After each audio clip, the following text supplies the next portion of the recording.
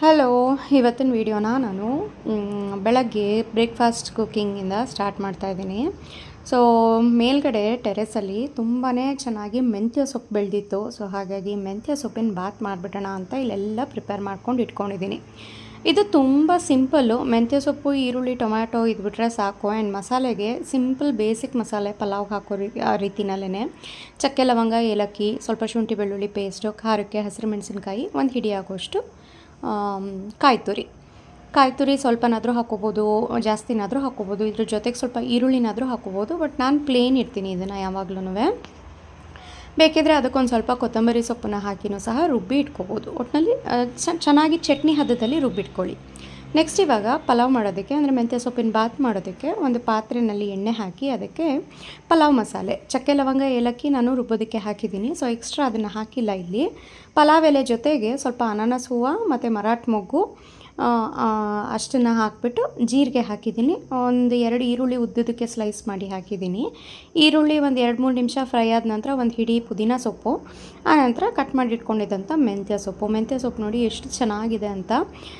Simple ಕಿಚನಲ್ಲಿರೋವಂಥ ಮೆಂತ್ಯ ಕಾಳುಗಳನ್ನೇ ಒಂದು ಸ್ವಲ್ಪ ಪಾಟ್ನಲ್ಲಿ ಉದುರಿಸಿದ್ದೆ, ಹಾಗೆಯೇ ತುಂಬಾ ಚೆನ್ನಾಗಿ ಬಂದಿತ್ತು. ಅದಕ್ಕೆ ಒಂದು ಸ್ವಲ್ಪ ಅರಿಶಿನ ಪುಡಿ ಮತ್ತು ಉದ್ದುದಕ್ಕೆ ಸ್ಲೈಸ್ ಮಾಡಿ ಇಟ್ಕೊಂಡಿರೋದು 2 ಟೊಮ್ಯಾಟೊ ಹಾಕ್ತಾಯಿದ್ದೀನಿ. ಇವಾಗಲೇ ಇದಕ್ಕೆ ರುಚಿಗೆ ತಕ್ಕಷ್ಟು ಉಪ್ಪನ್ನು ಸಹ ಹಾಕಬೇಕು. ಮೆಂತ್ಯ ಸೊಪ್ಪನ್ನು ಸಹ ಬಾಡಿಸ್ತಾ ಇದ್ದ ಹಾಗೆ ನೀರು ಬಿಟ್ಕೊಳ್ಳುತ್ತೆ, ಹಾಗೆಯೇ ಟೊಮ್ಯಾಟೊನೂ ಸಹ ನೀರು ಬಿಟ್ಕೊಳ್ಳುತ್ತೆ. ಅದೇ ನೀರಿನಲ್ಲಿ ಟೊಮ್ಯಾಟೊ ಮತ್ತು ಮೆಂತ್ಯ ಸೊಪ್ಪು ಎರಡೂ ಸಹ ಚೆನ್ನಾಗಿ ಸಾಫ್ಟಾಗಿ ಆ ನೀರೆಲ್ಲ ಇಂಗೋವರೆಗೆ ನಾವು ಚೆನ್ನಾಗಿ ಇದನ್ನು ಫ್ರೈ ಮಾಡಬೇಕು. ಚೆನ್ನಾಗಿ ಫ್ರೈ ಮಾಡಲಿಲ್ಲ ಹಾಗೆಯೇ ಮಿಕ್ಕಿದೆಲ್ಲ ಮಸಾಲೆ ಹಾಕ್ಬಿಡ್ತೀವಿ ಅಂತ ಅಂದರೆ ಮೆಂತ್ಯ ಸೊಪ್ಪಿನ ಬಾತು ಕಹಿ ಬರುತ್ತೆ. ನಾವು ಅದು ಫ್ರೈ ಮಾಡಬೇಕಾದ್ರೆ ನಮಗೆ ಮೆಂತ್ಯ ಸೊಪ್ಪಿಂದು ಒಗ್ರು ಸ್ಮೆಲ್ ಬರ್ತಾ ಇರುತ್ತೆ. ಆ ಒಗ್ರು ಸ್ಮೆಲ್ಲೆಲ್ಲ ಹೋಗಿ ಚೆನ್ನಾಗಿ ಘಮ್ ಅನ್ನಬೇಕು. ಅಲ್ಲಿವರೆಗೆ ನಾವು ಚೆನ್ನಾಗಿ ಅದನ್ನು ಫ್ರೈ ಮಾಡಬೇಕು. ಸೊ ನೋಡಿ, ಇವಾಗ ಮುಚ್ಚಿಡ್ತಾ ಇದ್ದೀನಿ ಸೊ ದಟ್ ಅದು ಸ್ವಲ್ಪ ಸಾಫ್ಟ್ ಆಗಲಿ ಅಂತ. ಒಂದು 2-3 ನಿಮಿಷ ಬಿಟ್ಟು ಓಪನ್ ಮಾಡಬೇಕು. ಅದರಲ್ಲಿರೋಂಥ ನೀರಿನ ಅಂಶ ಎಲ್ಲ ಕಡಿಮೆ ಆಗಿರುತ್ತೆ. ಆಲ್ಮೋಸ್ಟ್ ಒಂದು 85% ಆಗುವಷ್ಟು ಕಡಿಮೆ ಆಗಿದೆ. ಇವಾಗ ನಾನು ರುಬ್ಬಿಟ್ಕೊಂಡಿರೋಂಥ ಮಸಾಲೆ ಸೇರಿಸ್ತಾ ಇದ್ದೀನಿ. ಇದಕ್ಕೆ ಅರಿಶಿನ ಪುಡಿ ಹಾಕಿರ್ತೀವಿ ಅಲ್ವಾ ಮೆಂತ್ಯ ಸೊಪ್ಪನ್ನು ಹಾಕಬೇಕಾದ್ರೆ. ಸೊ ಅರಿಶಿನ ಪುಡಿ ಜೊತೆಗೆ ಈ ಮಸಾಲೆ ಸೇರಿ ಗ್ರೀನಿಶ್ ಕಲರ್ ಆಗಿ ಆಗುತ್ತೆ. ಇಲ್ಲ ನಮಗೆ ತುಂಬ ಗ್ರೀನಾಗಿರಬೇಕು ಅಂದರೆ ರುಬ್ಬೋದಕ್ಕೆ ಒಂದು ಸ್ವಲ್ಪ ಕೊತ್ತಂಬರಿ ಸೊಪ್ಪನ್ನು ಸಹ ಹಾಕ್ಕೋಬೋದು ನೀವು. ಮಸಾಲೆನೂ ಎಲ್ಲ ಹಸಿದೇ ಹಾಕಿರೋದ್ರಿಂದ ಅದು ಸಹ ಎಣ್ಣೆ ಬಿಟ್ಕೊಂಡು ಸ್ವಲ್ಪ ಹಸಿ ವಾಸನೆ ಹೋಗೋವರೆಗೂ ಫ್ರೈ ಮಾಡ್ಕೋಬೇಕು. ನೆಕ್ಸ್ಟ್ ಇದಕ್ಕೆ ನಾನು 2 ಕಪ್ ಅಕ್ಕಿಗೆ 4 ಕಪ್ ಆಗೋಷ್ಟು ನೀರನ್ನು ಸೇರಿಸ್ತಾ ಇದ್ದೀನಿ. ಕೊನೆಯಲ್ಲಿ ಒಂದು ಅರ್ಧ ಲೋಟ ಆಗೋಷ್ಟು ಹಾಲನ್ನು ಸಹ ಹಾಕ್ತಾಯಿದ್ದೀನಿ. ಹಾಲು ಹಾಕಿದ್ರಿಂದ ತುಂಬಾ ಟೇಸ್ಟಿಯಾಗಿ ಬರುತ್ತೆ. ಪಲಾವು ತುಂಬ ಸಖತ್ತಾಗುತ್ತೆ. ಆ್ಯಂಡ್ ಮನೆಯಲ್ಲಿ ಸ್ವಲ್ಪ ಪನ್ನೀರ್ ಇತ್ತು, ಲಾಸ್ಟ್ ವೀಡಿಯೋದಲ್ಲಿ ತೋರಿಸಿದ್ದೆ ಹಾಲು ಒಡೆದೋದಾಗ ಪನ್ನೀರ್ ಪ್ರಿಪೇರ್ ಮಾಡ್ಕೊಂಡಿದ್ದೆ ಅಂತ. ಅದರಲ್ಲೊಂದು ಅರ್ಧ ಭಾಗ ಆಗೋಷ್ಟು ಪನ್ನೀರನ್ನ ಸಹ ಹಾಕಿದ್ದೀನಿ. ತುಂಬ ಟೇಸ್ಟಿಯಾಗಿರುತ್ತೆ. ಟೊಮ್ಯಾಟೊ ಬಾತ್ಗಾಗಿರ್ಬೋದು ಅಥವಾ ಈ ರೀತಿ ಮೆಂತ್ಯ ಸೊಪ್ಪಿನ ಬಾತ್ಗಳಿಗೆ ಈ ರೀತಿ ಪನ್ನೀರ್ ಹಾಕಿದಾಗ ಅದೊಂದು ಸ್ವಲ್ಪ ಚೆನ್ನಾಗಿ ಕುದಿ ಬರೋವರೆಗೂ ಲಿಡ್ನ ಕ್ಲೋಸ್ ಮಾಡಿ ಇಟ್ಟಿದ್ದೆ. ಅಷ್ಟರಲ್ಲಿ ಪ್ರದೀಪ್ ಸಹ ಎದ್ದು ಬಂದರು. ಆ್ಯಸ್ ಯೂಶ್ವಲ್ ಬೆಳಗ್ಗೆ ಹೊತ್ತು ಅವರಿಗೆ ಪ್ರೋಟೀನ್ ಮಿಲ್ಕ್ ಮಿಕ್ಸ್ನ ಕೊಡ್ತೀನಿ. ಇದೇ ಅಂತ ಅಲ್ಲ, ಒಂದೊಂದು ದಿನ ಒಂದೊಂದು. ಬಟ್ ಲಾಸ್ಟ್ ಇಯರ್ ನಾನು 1 ಮಂತ್ ಆಗೋಷ್ಟು ನಾನು ವೀಡಿಯೋಸ್ ಎಲ್ಲ ಏನೂ ಹಾಕಿರಲಿಲ್ಲ. ಬಿಕಾಸ್ ಪ್ರದೀಪ್ಗೆ ಆಕ್ಸಿಡೆಂಟ್ ಆಗಿ ನಾನು ಹಾಸ್ಪಿಟಲಲ್ಲೇ ಇರಬೇಕಾಗಿ ಬಂದಿತ್ತು ಅಂತ ಹೇಳಿದ್ದೆ. ಅದಾದಮೇಲೆ ಅವ್ರು ತುಂಬ ವೀಕ್ ಆಗೋಗಿದ್ರು. ಮನೆಗೆ ಬಂದ ಮೇಲೇ ನಾನು ಇದನ್ನೆಲ್ಲ ಸ್ಟಾರ್ಟ್ ಮಾಡಿದ್ದು.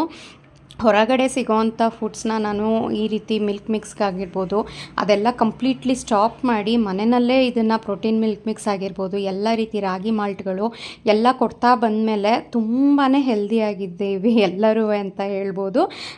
Touch wood. ಸೊ ಖಂಡಿತ ಇದನ್ನು ಚಿಕ್ಕ ಮಕ್ಕಳಿಂದ ಹಿಡಿದು ದೊಡ್ಡವ್ರ ತನಕ ಆರಾಮಾಗಿ ಕೊಡ್ಬೋದು. ಆ್ಯಂಡ್ ನೀವಿಲ್ಲಿ ನೋಡ್ಬೋದು ಮಿಕ್ಸ್ ಮಾಡಿದ್ಮೇಲೆ ಯಾವುದೇ ರೀತಿ ಗಂಟುಗಳು ಸಹ ಆಗಲಿಲ್ಲ. ಸಡನ್ನಾಗಿ ಕಲರ್ ಸಹ ಬಿಟ್ಕೊಳ್ಳಿಲ್ಲ. ಸಡನ್ನಾಗಿ ಕಲರ್ ಬಿಟ್ಕೊತು ಅಂತ ಅಂದರೆ ಅದರಲ್ಲಿ ಆರ್ಟಿಫಿಷಿಯಲ್ ಕಲರ್ ಆ್ಯಡ್ ಮಾಡಿದ್ದಾರೆ ಅಂಥೇಳಿ ಅರ್ಥ.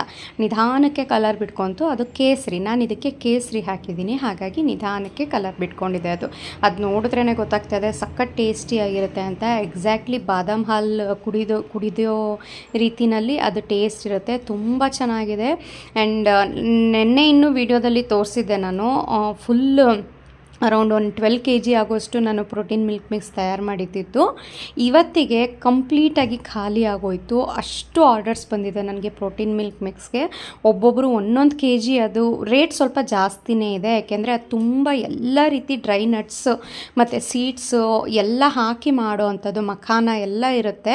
ಎಲ್ಲವೂ ಸಹ 1 kg ನೀವು ತೊಗೋತೀರಾ ಅಂದ್ರೇ 1000 ರೂಪೀಸ್ ಆಗುತ್ತೆ. ಅಂಥದ್ರಲ್ಲಿ ನಾನು 12 kg ಆಗುವಷ್ಟು ಮಾಡಬೇಕು ಅಂದರೆ ಒಂದೊಂದಕ್ಕೂ ಅರೌಂಡ್ 4-5 kg ಆಗುವಷ್ಟು ನಾನು ಹಾಕಬೇಕಾಗುತ್ತೆ ಎಲ್ಲವನ್ನು ಸಹ. ಹಾಗಾಗಿ ಅದು ಸ್ವಲ್ಪ ರೇಟ್ ಜಾಸ್ತಿನೇ ಇದೆ. ಸೊ ಆದ್ರೂ ಸಹ ನೀವು ಎಲ್ಲರೂ ಮನೆಯಲ್ಲೇ ಮಾಡೋದು, ಪ್ರಿಸರ್ವೇಟಿವ್ ಇಲ್ಲ, ಕಲರ್ ಇಲ್ಲ ಅಂಥೇಳಿ ನನಗೆ ತುಂಬಾ ಸಪೋರ್ಟ್ ಕೊಡ್ತಾ ಇದ್ದೀರಾ. ತುಂಬ ಚೆನ್ನಾಗಿದೆ ನಿಮ್ಮ ಎಲ್ಲ ಪ್ರಾಡಕ್ಟ್ಸ್ ಅಂತ ರಿಪೀಟೆಡ್ ಆರ್ಡರ್ಸ್ ನಂಗೆ ತುಂಬ ಕೊಡ್ತಾ ಇದ್ದೀರಾ. ತುಂಬಾ thank you so much.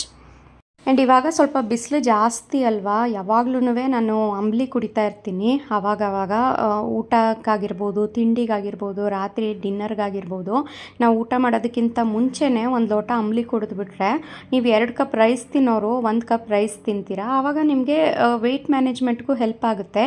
And ಇದು ತುಂಬಾ ಗಟ್ ಫ್ರೆಂಡ್ಲಿ ಅಂತ ಹೇಳ್ಬೋದು. ಯಾವುದೇ ಕಾಯಿಲೆ ಇದ್ರೂ ತುಂಬಾ ಒಳ್ಳೆಯದು ಅಂಬ್ಲಿ ಕುಡಿಯೋದ್ರಿಂದ. ಯೂಶ್ವಲಿ ರಾಗಿ ಹಿಟ್ಟಿನಲ್ಲೇ ಮಾಡ್ಕೊಳ್ಳೋ ಅಂಥದ್ದು ಅಂಬ್ಲಿ, ಬಟ್ ನಾನಿಲ್ಲಿ ನಮ್ಮಲ್ಲೇ ಸಿಗುವಂಥ ಆರೋಗ್ಯ ಮಿತ್ರ ಪೌಡರ್ನ ಯೂಸ್ ಮಾಡ್ತಾ ಇದ್ದೀನಿ. ಇದು ರಾಗಿ ಜೊತೆಗೆ, ಅಂದರೆ ಮೊಳಕೆ ಬರ್ಸಿರೋಂಥ ರಾಗಿ ಜೊತೆಗೆ 21 ವೆರೈಟಿ ಆಫ್ ಕಾಳುಗಳನ್ನು ನಾನು ಯೂಸ್ ಮಾಡಿ ಅದನ್ನೆಲ್ಲ ಮೊಳಕೆ ಬರೆಸಿ ಹುರಿದು ಪೌಡರ್ ಮಾಡಿರೋ ಅಂಥದ್ದು. ಅದ್ರ ಜೊತೆಗೆ ಇಮ್ಯುನಿಟಿ ಬಿಲ್ಡ್ ಆಗಲಿ ಅಂತ ಸ್ವಲ್ಪ ಹಿಪ್ಲಿ ಮತ್ತು ಸೀಡ್ಸು, ಬಾದಾಮ್, ಕ್ಯಾಶ್ಯೂಸು ಎಲ್ಲವನ್ನು ಸಹ ಹಾಕಿರ್ತೀನಿ, ಜೀರಿಗೆ, ಈ ರೀತಿದ್ದು. ಸೊ ಅದು 1 ಸ್ಪೂನ್ ನೀವು ಡೈಲಿ ಅಂಬ್ಲಿ ಮಾಡಿಕೊಂಡು ತೊಗೊತಾ ಇದ್ದರೆ ತುಂಬಾ ಹೆಲ್ತ್ ಇಂಪ್ರೂವ್ ಆಗುತ್ತೆ. ನಿಮಗೇನಾದರೂ ಡಯಾಬಿಟೀಸ್ ಇತ್ತು, BP ಇತ್ತು, ಎಲ್ಲನೂ ಸಹ ಕಂಟ್ರೋಲ್ ಆಗುತ್ತೆ. ವೆಯ್ಟ್ ಮ್ಯಾನೇಜ್ಮೆಂಟ್ಗಂತೂ ಸಖತ್ ಒಳ್ಳೆಯದು ಇದು. ಸೈಡ್ ಬೈ ಸೈಡ್ ನಾನು ಎರಡೂ ಸಹ ಪ್ರಿಪೇರ್ ಮಾಡ್ತಾ ಇದ್ದೀನಿ. ಅಲ್ಲಿ ಪಲಾವ್ಗೆ ನಾನು ನೀರೆಲ್ಲ ಹಾಕಿ ಕುದಿಸೋಕ್ಕಿಟ್ಟಿದ್ದೆ ಅಲ್ವಾ, ನೀರು ಕುದಿ ಬಂದ ನಂತರ ಅಕ್ಕಿ ಹಾಕಿ ಒಂದು 80% ಬೇಯೋವರೆಗೂ ಬೇಯಿಸ್ಬಿಟ್ಟು ಆಮೇಲೆ ಒಂದು ಹಳೆ ಪ್ಯಾನ್ನ ಇಟ್ಟು, ಹಳೆ ಪ್ಯಾನ್ ಮೇಲೆ ಆ ಪಾತ್ರೆ ಇಟ್ಟು ಒಂದು 10 ನಿಮಿಷ ಮೀಡಿಯಮ್ ಟು ಲೋ ಫ್ಲೇಮ್ನಲ್ಲಿ ಮುಚ್ಚಿಟ್ಬಿಟ್ರೆ ಚೆನ್ನಾಗಿ ಅದು ಅಕ್ಕಿ ಎಲ್ಲ ಅರಳ್ಕೊಂಡು ಪಲಾವ್ ರೆಡಿ ಆಗುತ್ತೆ. ಆ್ಯಂಡ್ ಈ ಕಡೆ ಇಲ್ಲಿ ಗಂಜಿ ರೆಡಿ ಮಾಡ್ತಾ ಇದ್ದೀನಿ ನಾನು. ನೀರು ಹಾಕಿ ಒಂದು 2-3 ಸ್ಪೂನ್ ಆಗುವಷ್ಟು ನಾನು ಗಂಜಿ ಹಿಟ್ಟು, ಅಂದರೆ ಇದು ಆರೋಗ್ಯ ಮಿತ್ರ ಹಿಟ್ಟನ್ನು ಹಾಕಿದ್ದೆ ಅಲ್ವಾ, ಗಂಟಿ ಇಲ್ಲದೆ ಇರೋ ರೀತಿ ಕಲಿಸ್ಬಿಟ್ಟು ಇಲ್ಲಿ ಗಂಜಿ ಪ್ರಿಪೇರ್ ಮಾಡ್ಕೋತಾ ಇದ್ದೀನಿ. ಈ ಹದದಲ್ಲಿರೋವಂಥ ಗಂಜಿ ತುಂಬಾ ಶೈನಿಂಗ್ ಆಗುತ್ತೆ. ಅಲ್ಲಿವರೆಗೂ ನಾವು ಚೆನ್ನಾಗಿ ಇದನ್ನು ಮಿಕ್ಸ್ ಮಾಡ್ತಾ ಇರಬೇಕು. ಇನ್ ಕೇಸ್ ತುಂಬ ಗಟ್ಟಿ ಆಯಿತು ಅಂದರೆ ಇನ್ನೊಂದು ಸ್ವಲ್ಪ ನೀವು ನೀರು ಹಾಕೋಬೋದು. ಬಟ್ ಸಾಮಾನ್ಯ ನೀರು ಜಾಸ್ತಿ ಆಯಿತು ಅಂತ ಅಂದರೆ ಏನಾಗುತ್ತೆ ಅಂದರೆ ಈ ರೀತಿ ಕುದಿಯುತ್ತಲ್ವಾ, ಆವಾಗ ಕೈಗೆಲ್ಲ ಹಾರೋ ಚಾನ್ಸಸ್ ಇರುತ್ತೆ. ಒಂದು ಡ್ರಾಪ್ ಏನಾದರೂ ಕೈಗೆ ಇದು ಗಂಜಿದು ರಾಗಿದು ಬಿತ್ತು ಅಂತ ಅಂದರೆ ಅದು ಬೊಬ್ಬೆ ಬಂದುಬಿಡುತ್ತೆ. ಹಾಗಾಗಿ ನೀರನ್ನು ಕರೆಕ್ಟ್ ಹದದಲ್ಲಿ ಇದೇ ಕನ್ಸಿಸ್ಟೆನ್ಸಿ ಬರೋವರೆಗೆ ಚೆನ್ನಾಗಿ ಅದನ್ನು ಕಲಿಸ್ತಾ ಇರಿ. ಆದರೆ ಒಂದು ಗಂಟು ಮಾಡ್ಕೋಬೇಡಿ ಅಷ್ಟೇ. ಸೊ ನೋಡಿ ಎಷ್ಟು ಶೈನಿಂಗ್ ಆಗಿ ಬಂದಿದೆ ಅಂತ. ಇದು 1 ಲೋಟ ಕುಡಿದ್ರೇ ನಮಗೆ ಫುಲ್ಲು ಫಿಲ್ಲಿಂಗ್ ಅಂತ ಅನಿಸುತ್ತೆ. ಯಾಕೆಂದರೆ ಇದರಲ್ಲಿ ಬರೀ ರಾಗಿ ಇರಲ್ಲ, ನಾನು ಮೊದಲೇ ಹೇಳ್ದಾಗೆ 20 ಥರದ್ದು ಕಾಳುಗಳನ್ನು ಸಹ ಹಾಕಿ ನಾನು ಮಾಡಿರ್ತೀನಿ. ಬರೀ ಕಾಳು ಅಂದರೆ ಅದನ್ನು ಮೊಳಕೆ ಬರೆಸಿ ಮಾಡಿದಾಗ ಏನಾಗುತ್ತೆ, ಅದು ಪ್ರೋಟೀನ್ ರಿಚ್ ಆಗುತ್ತೆ. ನಾವು ಹೆಚ್ಚು ನಮ್ಮ ದೇಹದಲ್ಲಿ ಪ್ರೋಟೀನ್ ತೊಗೊಂಡಷ್ಟು ನಮಗೆ ತುಂಬಾ ಒಳ್ಳೆಯದು. ಆ್ಯಂಡ್ ತುಂಬ ಗಂಟೆಗಳ ಕಾಲ ನಾವು ಇದನ್ನು ತೊಗೊಂಡಿದ್ದು ತುಂಬ ಗಂಟೆಗಳ ನಂತರನೂ ಹೊಟ್ಟೆ ಫಿಲ್ ಆದಂಗೆ ಅನಿಸುತ್ತೆ. ಸೊ ನಿಮಗೆ ಮಧ್ಯ ಮಧ್ಯ ಅದು ತಿನ್ನಬೇಕು, ಇದು ತಿನ್ನಬೇಕು, ಆ ಥರ ಎಲ್ಲ ಕ್ರೇವಿಂಗ್ಸ್ ಆಗಲ್ಲ, ಕಡಿಮೆ ಆಗುತ್ತೆ. ಸೊ ಹಾಗಾಗಿ ಇದು ತುಂಬಾ ಒಳ್ಳೆಯದು. ಇದರಲ್ಲಿ ನಾನು ರಾಗಿ ಮುದ್ದೆ ಮಾಡೋದು ತೋರಿಸಿದ್ದೀನಿ, ಈ ರೀತಿ ಗಂಜಿ ಮಾಡ್ಕೊಳ್ಳೋದನ್ನು ತೋರಿಸಿದ್ದೀನಿ, ಅಂಬ್ಲಿ ಮಾಡ್ಕೊಳ್ಳೋದನ್ನು ತೋರಿಸಿದ್ದೀನಿ. ಯಾವ ರೀತಿ ಬೇಕಾದ್ರೂ ತೊಗೋಬೋದು ನೀವು. ಈ ಗಂಜಿ ರೆಡಿ ಆದ ನಂತರ ಕಂಪ್ಲೀಟಾಗಿ ತಣ್ಣಗಾಗಲಿಕ್ಕೆ ಬಿಟ್ಟಿದ್ದೆ.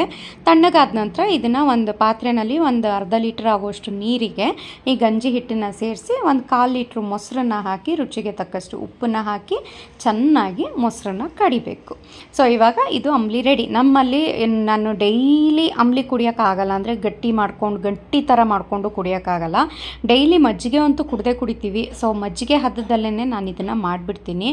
ತುಂಬ ಒಳ್ಳೆಯದು. 1 ಲೋಟ ಕುಡಿತಿದ್ದಾಗೆ ನಿಮಗೆ ಹೊಟ್ಟೆ ಎಲ್ಲ ಮೇಲಿಂದ ಕೆಳಗಡೆ ಹೊಟ್ಟೆ ತನಕನೂ ತಣ್ಣಗಾಗುತ್ತೆ, ಫೀಲ್ ಆಗುತ್ತೆ. ಅದು ನಿಮಗೆ ಆ್ಯಕ್ಚುಲಿ ಫೀಲ್ ಆಗುತ್ತೆ ಅದು.